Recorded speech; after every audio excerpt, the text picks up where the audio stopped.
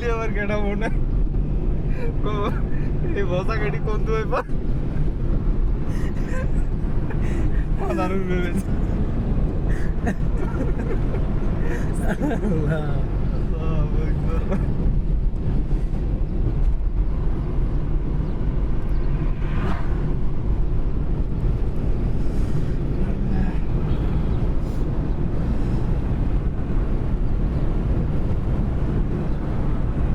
ডিম ডিম দিছে বেটা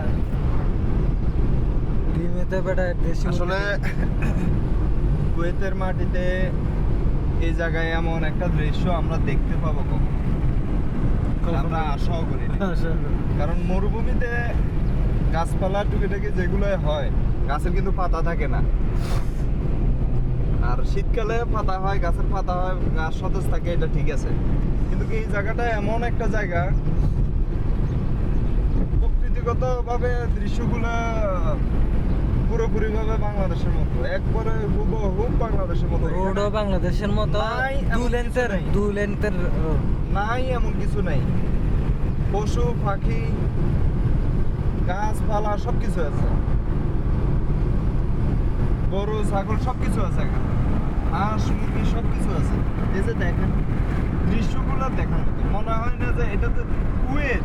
কেউ বিশ্বাস করবো কেউ না, সচরাচর কেউ আসলে এখানে এটা ধরেই নিতে হইব যে এটা হয়তো চিটাগং বা বান্দরবন না, পাহাড়ি এলাকার মতো মনে হয় এটা।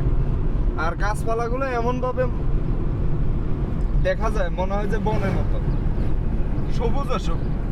মরুভূমিতে তো বালু ছাড়া কিছু দেখা যায় না, কিন্তু এখানে গাছ পাতাগুলো এমন ভাবে মনে হয় যে সবুজে ভরে গেছে সব।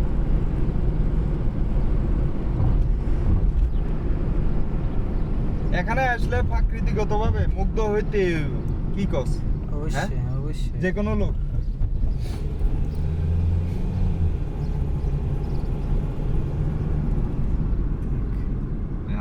আবার চলো গেছে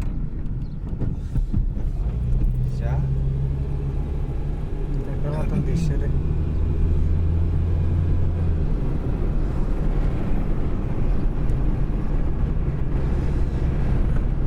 এগুলা 3 ফল গাছ, 3 নাকি না জয়তন ফল গাছ এগুলো সব জয়তন ফল গাছ। এগুলো না, ওই যে পাশের গুলো আর কি জয়তন ফল গাছ। বন্ধ করে দিয়েছে।